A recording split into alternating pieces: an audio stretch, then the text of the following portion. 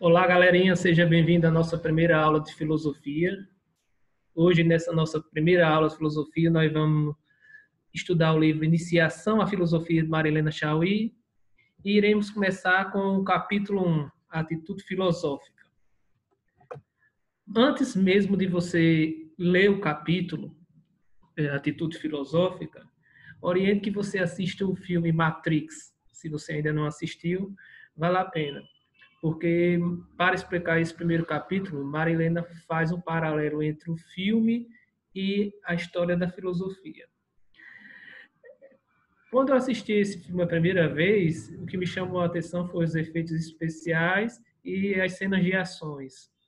Os tiroteios que havia lá, os efeitos especiais eram inovadores, todo mundo só falava disso. Claro que você reflete um pouco, mas eu não tinha conhecimento de que aquele filme, na verdade, era todo baseado na filosofia. Todas as falas, todas as cenas, elas se baseiam em algum momento filosófico, em alguma história relacionada à filosofia. E quando você começa a compreender isso, você assiste o filme com esse viés, você tem uma noção totalmente diferente. Você vê que, na verdade, você assistiu o filme e não compreendeu praticamente nada. Então, no filme a gente tem Neo que no filme ele é o escolhido, quem assistiu o filme vai ter esse questionamento, quer querer saber se Neo é escolhido ou não é. Escolhido de quê? Matrix, na verdade, é um grande computador que é alimentado pela mente dos seres humanos. Os seres humanos estão escravizados a essa máquina. Então, os pensamentos, as sensações, tudo que os seres humanos sentem, não passam de impulsos que o computador manda para a mente dos seres humanos e eles identificam como se o aparente fosse o real. Eles vivem em um mundo de aparências, um mundo virtual em que eles acreditam ser real. A humanidade está escravizada. Algum desses seres humanos conseguiram se libertar e eles ficam tentando o tempo todo lutar contra a Matrix. Eles acreditam na lenda de que um dentre estes seres humanos que se libertar, o escolhido será o escolhido e conseguirá vencer a Matrix. Neo é um hacker, que geralmente ele consegue entender os códigos da Matrix. Ele faz algumas inserções no computador e por entender parte do sistema, ele sente de vez em quando um estranhamento. Ele percebe que as coisas são estranhas, não parece ser o que elas são. Então, por conta disso, em uma das suas inserções na máquina, Morfeu, que já é um homem livre da Matrix, o identifica e liberta da Matrix. Então, a partir desse momento, Neo vai começar a batalha com a Matrix. A primeira batalha com ele, para ele saber se ele é ou não é o escolhido. Já Sócrates é o patrono da filosofia. Por que patrono da filosofia? Porque Sócrates foi um cara que nunca se contentou com os preconceitos, com as crenças estabelecidas, com os valores inquestionáveis em que ele vivia daquela época. Ele sempre foi um cara que ele acreditava que existia, ele desconfiava da aparência e ele acreditava que existia uma realidade verdadeira.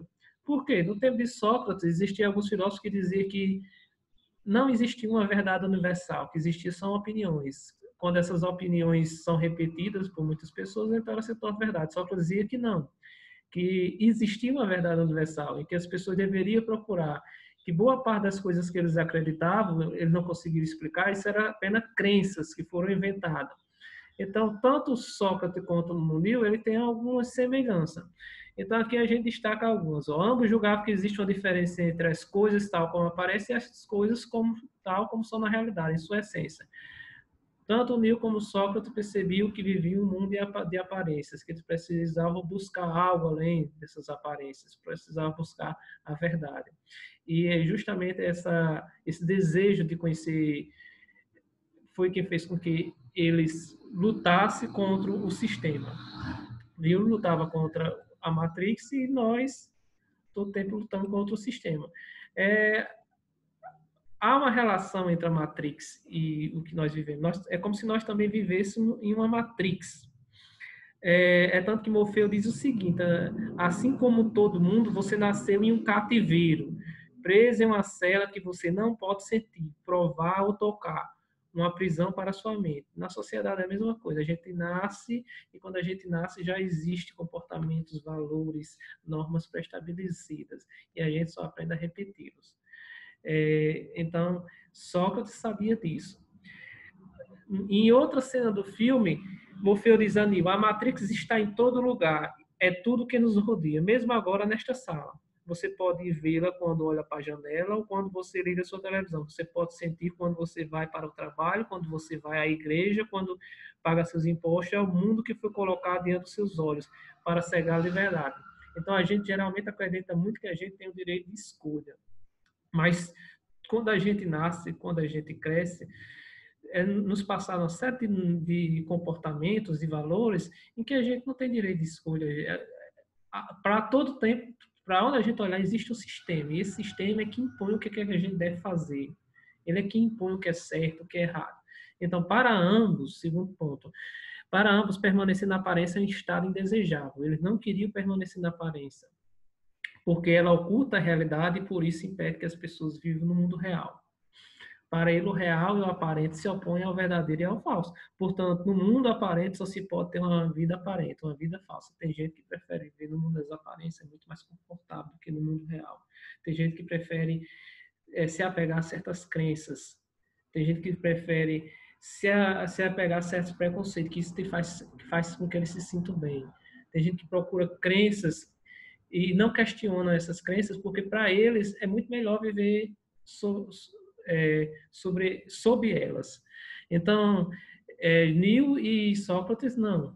Eles procuravam o real. É tanto que Neo teve o direito de escolher quando Morfeu ofereceu-se assistindo o filme, você vai ver a pílula azul ou a vermelha. Ele escolheu a pílula vermelha, que foi aquele... se ele escolhesse a azul, tudo voltaria ao normal como antes. A vermelha, não. Ele ia fazer uma viagem muito louca, ou seja, ia sair do mundo da aparência como real. E quando ele estava sofrendo, Morfeu disse: eu não disse a você que seria fácil, porque não é fácil você conseguir quebrar essas correntes, não é fácil você se libertar. Então, tanto Sócrates como Neo buscavam superar a aparência e descobrir a verdade. Eles faziam isso a todo tempo. Neo enfrentava o supercomputador por meio de combates por meio da mente, Neo. Já Sócrates, ele enfrentava a sociedade com uma coisa muito simples, questionamento, a pergunta o que é. Ele saía na praça conversando com os jovens falavam sobre aquilo que acreditavam, ele perguntava o que é, pedia para as pessoas explicar, porque nossas crenças costumeiras, a gente sabe reproduzir-las, mas a gente não sabe explicar, não sabe de onde veio, a gente não sabe o sentido. E com isso, Sócrates fazia com que as pessoas entrassem em contradição. Ao entrar em contradição, a pessoa sentia um certo estranhamento. Via que tudo aquilo que eu tinha aprendido ao longo da vida, na verdade, era como se não tivesse um significado, já que não sabia explicar. E essa pessoa perguntava a Sócrates a resposta, e ele também disse que não sabia a resposta.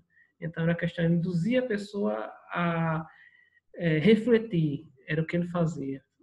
Por onde você refletia, questionava os valores e as crenças e as opiniões pareciam evidentes, mas não era. Eles também travavam combates. Como combate? Porque as pessoas, elas tendem a defender as opiniões às quais elas baseiam a sua vida. Porque elas estão conformadas, elas nasceram naquele mundo de aparência. Então, o interesse... E tem algumas pessoas que têm o interesse de defender eles, se beneficiam dessas crenças. O racismo, a maioria das pessoas que são racistas, elas se sentem superior demais. Então, elas defendem essa crença de que ela é superior de que o negro é inferior porque ela quer se sentir superior. Então, o que foi que aconteceu tanto com Neo como com Sócrates? Neo foi perseguido pela Matrix, porque uma vez que ele começou a lutar contra o mundo das aparências, a Matrix começou a perseguir. Já Sócrates, do mesmo jeito, Sócrates foi perseguido por os poderosos de Atenas. Ele foi morto. Como assim, os poderosos? Qual é a relação? Porque nem tudo que a gente acha natural, é cultural. Então, os comportamentos, os valores, as crenças que a gente compartilha, a maioria, elas são criadas, foram criadas e são criadas para beneficiar determinado grupo social, os ricos. Então, se você questionar essas crenças, se você questionar esses valores, os ricos não vão se sentir bem, porque sabe que aquilo ali pode haver uma mudança no sistema. Você pode quebrar muita coisa ali no sistema. Você pode derrubar muitas situações em que a gente acha que aquilo é certo e você, com o tempo, vai ver que não é o que Sócrates fazia. Então, Sócrates foi perseguido pelos ricos, poderosos de Atenas, e foi morto. Ambos têm suas trajetórias marcadas pelo oráculo. Neo, quem assistiu o filme Neo, é levado até o oráculo e na porta do oráculo tem ousa conhecer. Porque ele vai lá querer saber se ele é escolhido. Por que ousa conhecer? Porque depende de você. O próprio Morfeu diz em uma das falas que Morfeu diz o seguinte, que ele mostra o caminho, mas você é quem vai traçar o seu caminho. Então, o que é que acontece? Neo vai no oráculo, saber disso, e a Sibila, que é o oráculo, a mulher, ela diz que só ele que pode descobrir. E essa cena, na verdade, ela é como se fosse uma cena que tivesse acontecido 400 anos antes de Cristo. Por isso que Neo e Sócrates é como se fosse a mesma pessoa. Sócrates, há 400 anos de Cristo, foi no oráculo de Delfos, no templo de Apolos, lá tinha conhece-te a ti mesmo. Ele foi lá querer saber o que era um sábio, porque as pessoas diziam que Sócrates era o cara mais sábio que existia em Atenas. Então, ao chegar lá, Sócrates perguntou o que era um sábio. E ela perguntou a Sócrates se ele se considerava o homem mais sábio de Atenas. Ele disse, só sei que nada sei. E por conta disso, ela disse que ele era o homem mais inteligente de Atenas, porque ele reconhecia sua própria ignorância. E o filósofo é isso que ele faz. As pessoas que são cheias de convicções, as pessoas que têm suas opiniões cristalizadas e que acham que sempre está certo, essas pessoas, elas vivem na ignorância. Já as pessoas que duvidam a todo tempo da veracidade das coisas e buscam sempre mais conhecimento, essas pessoas são consideradas sábias, porque elas aceitam mudanças, porque elas sempre procuram progredir. Então, esse era o caso de Sócrates. Tanto Sócrates como o Nilo, eles procuraram mudar e tentaram se livrar do mundo das aparências. Não é fácil, a maioria das pessoas prefere viver no mundo das aparências. E se você assistir Matrix, você vai ver que talvez seja muito mais confortável viver no mundo das aparências. É tanto que saiba que é o traidor, o Judas, que traiu a equipe de Neo, ele diz o seguinte, a ignorância é uma dádiva. Por quê? Porque depois que ele descobriu a verdade, ele não conseguiu aceitá-la, porque ele preferia viver no mundo da ignorância. Ele era muito mais feliz quando vivia na ignorância. Algumas pessoas preferem viver no mundo da ignorância. Então, Matrix, na verdade, é como se fosse uma adaptação ao mito da caverna, de Platão. Platão escreveu esse mito se referindo a Sócrates. Platão era discípulo de Sócrates. E ele escreveu esse, era tipo como fosse uma história em que ele estava falando de um filósofo, mas ele se referia a Sócrates. É uma alegoria. Então, caverna. Queria ser caverna. Caverna é um mundo de aparência que vivemos. Veja a figura aí abaixo. O mito é mais ou menos assim. Há uma caverna, perto do fundo da caverna há um muro, há uma geração de pessoas, gerações e gerações, que nascem no pé daquele muro e que elas só conseguem ver o fundo da caverna. No fundo da caverna há uma luz, um reflexo, em que essa luz reflete sombras sobre essa parede. Essas sombras são de pessoas que passam carregando animais, objetos, e essas sombras elas aparecem no fundo da caverna como se fosse uma tela. As pessoas que estão acorrentadas de costa para a entrada da caverna, elas acreditam que essas sombras, elas tomam essa sombra como se fosse realidade. Elas fazem interpretações, então ela acha que aquela sombra que ela vê projetada na parede é a realidade.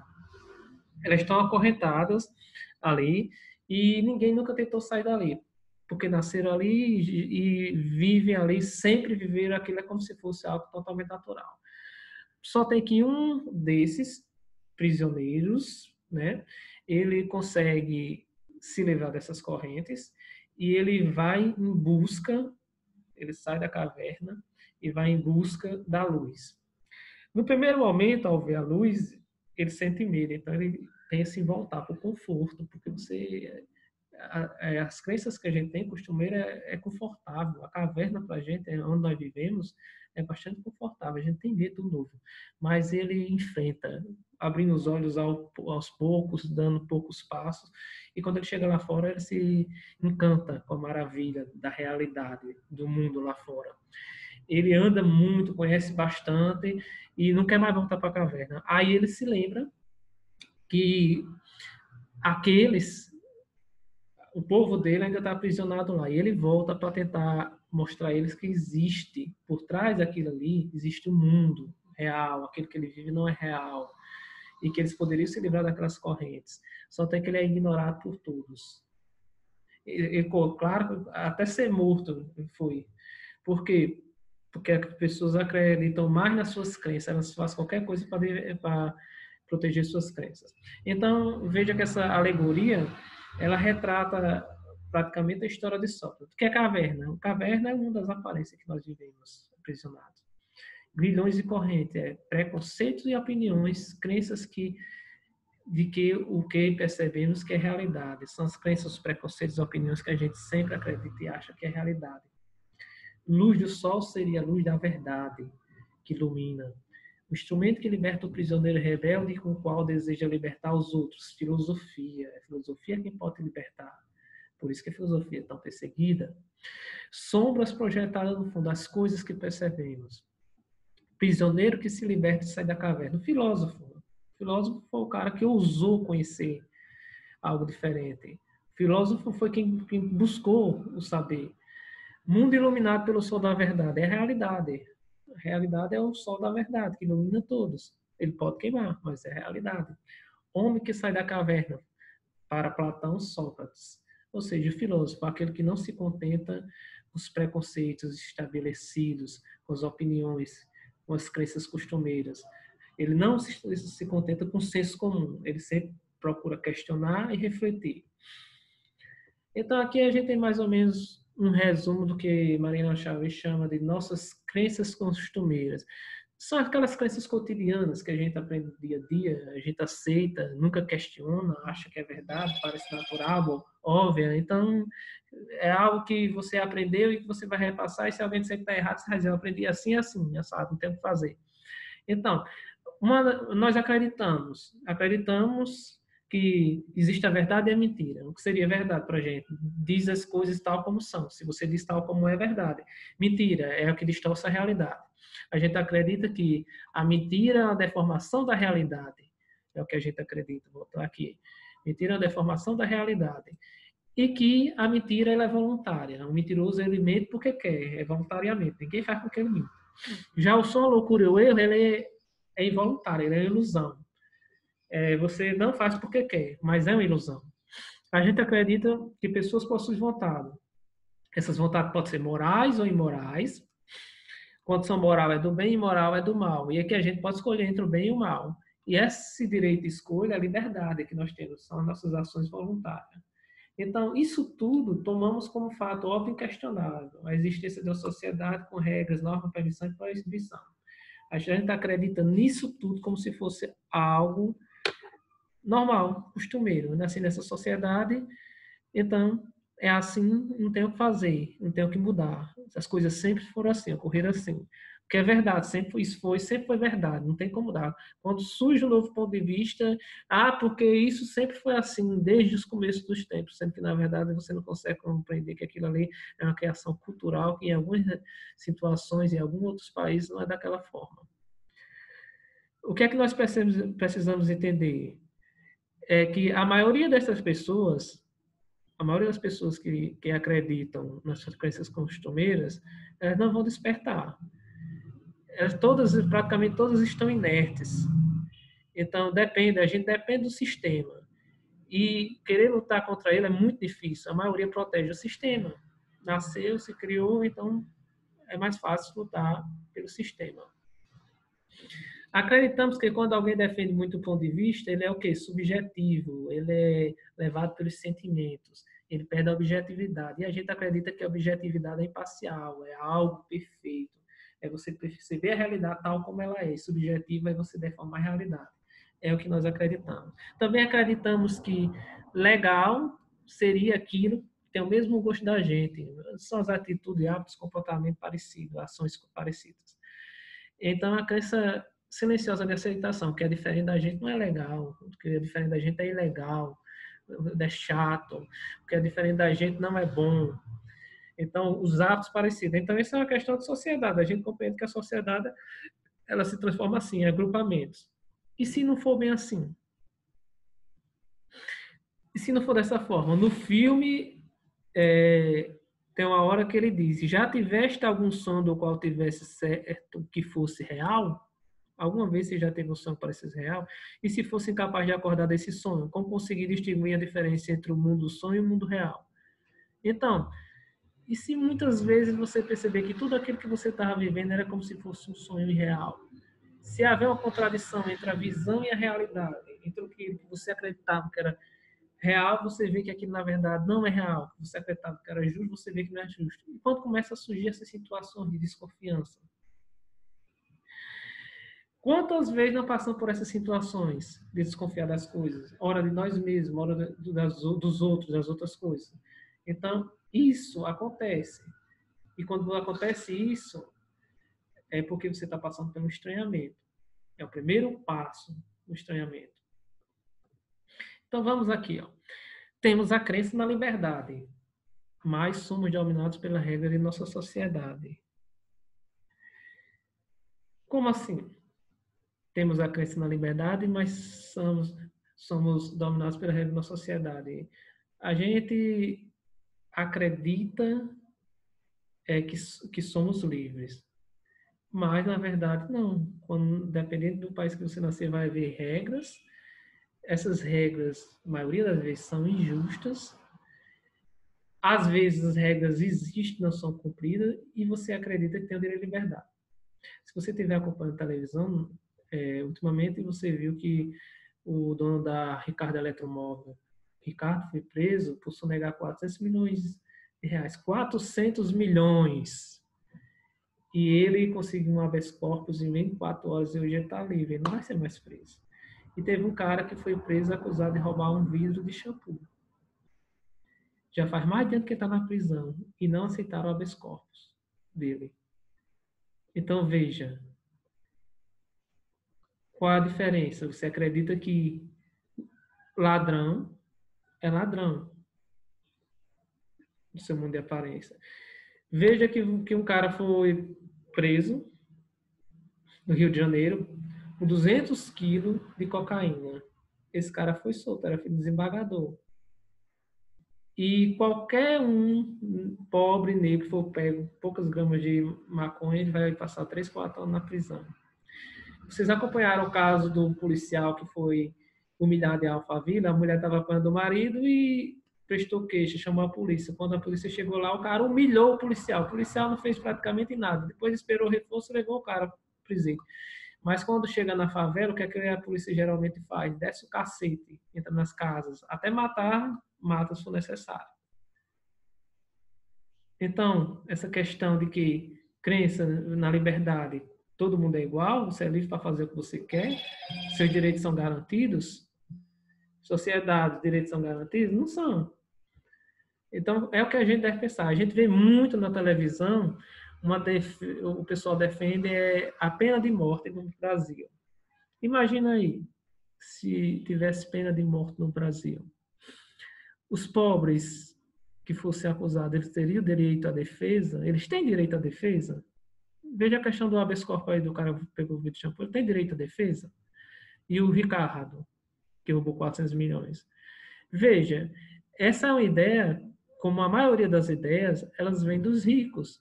Os ricos não serão prejudicados com isso. Os pobres serão prejudicados com isso. Qualquer um pode ser acusado. O que é ladrão? O que é bandido? Você tem que questionar isso. A sociedade ela tem a noção de que bandido é quem comete um erro. mas a gente vê que muitas vezes você é acusado de um erro que você não cometeu, você não tem o direito de se defender, só porque é pobre. E o outro é acusado de um erro que ele cometeu e ele se defende e não será punido. Por quê? O que você tem que colocar em mente é que todas as leis, todas as regras, todas as crenças, elas são criadas por um grupo social dos ricos. E a gente é treinado, esse sistema treina a gente a reproduzir isso, porque a gente reproduz aquilo que prejudica a gente e que beneficia os ricos. Então a gente acredita nessa noção de liberdade e na verdade não existe. Segundo aí, tem uma experiência do tempo parado ou do tempo ligeiro, mas o relógio não comprova. Se você está numa fila e você está apressado, o tempo não passa. Se você está numa roda de amigos e você está se sentindo bem, o tempo passa ligeiramente. E o relógio não consegue comprovar nenhum desses no sentido de que há uma diferença entre o tempo psicológico e o tempo real. Temos a percepção do Sol movimenta a Terra. É normal, se você fazer um senhor, uma pessoa que não estudou, que é a Terra que gira em torno do Sol, ela vai dizer que você está doido, porque ele vê todo dia o Sol girando em torno da Terra. É a questão de percepção, nem tudo que você percebe é real. Então, ele está errado? Não, que ele vê inteiramente, mas a ciência, a astronomia prova que é o contrário. Então, muitas vezes, o que a gente vê, o que os nossos sentidos mostram não é real. E a filosofia tenta mostrar isso. Devemos basear, a gente tem que procurar o conhecimento que vai além da nossa crença, do nosso sentido, o que a gente vê, o que a gente escuta. Cremos que nossa vontade é livre para escolher entre o bem e o mal. Será? O que é o bem e o que é o mal? Eu já disse que certa vez Sócrates estava em Atenas, um cara passou correndo, um soldado atrás dele, pega o ladrão, pega o ladrão. Sócrates deixou o cara passar e o soldado disse, você não pegou o ladrão? Ele disse, e o que é um ladrão? O que é um ladrão para a sociedade? Eu falei a questão do pobre e a questão... Veja, se você for prestar atenção, quando centenas de moradores invadem o terreno da prefeitura para fazer casas irregulares, mas porque não tem lá onde morar, não tem onde morar e constrói lá seu lar, rapidamente o juiz concede uma ação de despejo, a polícia vai lá, toca fogo, desce o cacete todo mundo. Mas um rico constrói no terreno da prefeitura uma mansão e ele vive o resto da vida lá. Nem o juiz vai dar uma ação de despejo, mesmo que dê ação de despejo, a polícia não tem coragem de ir lá fazer isso. Então, veja essa questão do bem e do mal, certo ou errado. Cremos também na necessidade de obedecer normas e regras em nossa sociedade. Temos que obedecer normas e regras. Mas, e aí? O que é que acontece quando a nossa vontade indica que é bom fazer ou querer algo que nossa sociedade proíbe? Quando a gente vê que precisa fazer algo que a sociedade proíbe. Nem tudo que a sociedade dita quer dizer que é certo. Você segue. E aí, o que é que acontece? Não é uma contradição, não? E quando você percebe, sua vontade julga, que será mal e uma injustiça querer fazer algo que a nossa sociedade exige. Quando você percebe que há uma regra, uma lei que na verdade ela prega o mal e você aceita só porque é lei, você prega o mal só porque é lei, você faz, e você começa a questionar isso aí. O que é que acontece com você? Então é a partir daí que você começa a se libertar, você começa a refletir. Veja que em alguns regimes, principalmente aqui no tempo da ditadura, havia a questão da tortura. Até hoje tem gente que é a favor da tortura. Os torturadores diziam que não era errado, não tem, porque tinha lei que permitia. Então quer dizer que se a lei permite que mate, mate. É isso que acontece. Mas matar não é errado? Veja as contradições que existem. Veja, se a gente pegar a questão da religião, o que é que o cristianismo diz? O cristianismo preserva a vida, tanto que na história lá na cruz, Jesus Cristo salvou o bandido. Mas se a gente pegar hoje, boa parte dos religiosos brasileiros, eles são a favor do discurso de que bandido bom é bandido morto. Não é uma contradição muito grande, não? Que religião é essa? Eles são a favor de leis que façam isso. Ele diz que se tivesse uma lei que matasse todo, quer dizer que uma lei, que ser humano é esse? Se a lei permitir que ele mate, ele aceita? Que ser humano é esse? Que a lei que ele segue do cristianismo é contrária e ele acha normal. Então, os momentos de crise. O que seria um momento de crise? Tem um resumo aqui embaixo. É o conflito entre as crenças, entre contradição, suas crenças. Há várias crenças e você vê que uma contradiz a outra. Então, a gente entra em crise. Como crise? A gente começa a ver que tem algo de errado e começa a indagar, a questionar. Então, isso a gente chama de mudança de atitude. E essa mudança de atitude vai fazer com que a gente saia da atitude costumeira e passe para a atitude filosófica. Que seria o quê? Não se contentar mais com as crenças e opiniões pré-estabelecidas e perceber essas contradições. Quando você percebe que há contradições nessas crenças, então você já entrou na atitude filosófica. E aí você busca o desejo de saber, sempre saber mais e conhecer mais. E você percebe sua própria ignorância. Você se conhece e passa a conhecer melhor o mundo. Buscando a saída da caverna. Então, qualquer pessoa que tomar essa decisão, qualquer pessoa que buscar se afastar das crenças e ela buscar esse distanciamento, começar a indagar sobre os erros, com certeza ela vai sofrer uma represália sobre todos, porque o sistema ele já é feito, ele tem autoproteção, ele já é feito. Se você questionar essas crenças, as pessoas que acreditam cegamente, elas vão crucificar você. Qualquer... Então é o seguinte, é igual o Morfeu diz. Como fazer isso? Bem, Morfeu disse ali que podia mostrar a porta, mas ele era quem tinha de atravessar. Então o que a filosofia faz? Ela mostra a porta, você é que atravessa a porta, é você quem procura. Então é isso que acontece. O sistema ele está aí para te induzir a fazer, te programar a fazer aquilo que ele dita. Se você questionar, você será atacado por ele. Então, filosofia, na verdade, é a decisão de não aceitar como naturais. Você vê que nem tudo que você aprendeu ao longo da vida é natural. Tudo é cultural e social, gente. O que a gente vive aqui, a sua verdade, a sua religião, a sua crença, a sua perspectiva, ela se modifica. Existem países que têm crenças diferenciadas e em certo tempo da história tinham outras. Então, vocês têm que aprender isso. Não é natural, é cultural. Elas podem mudar e você pode questionar se são certas ou erradas, procurar o melhor para você, procurar lutar por algo que seja bom para todos por iguais, que a gente sabe que essas crenças geralmente beneficiam um grupo, determinado grupo.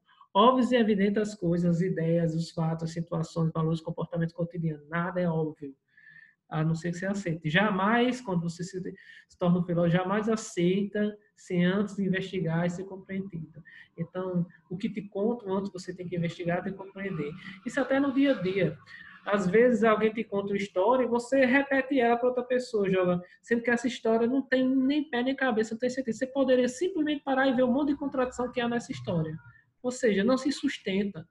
Então, isso é que é a filosofia, é você vê o mundo, você buscar a realidade, você fugir das aparências, das opiniões e crenças errôneas. Então, gente, a nossa aula está terminando por aqui.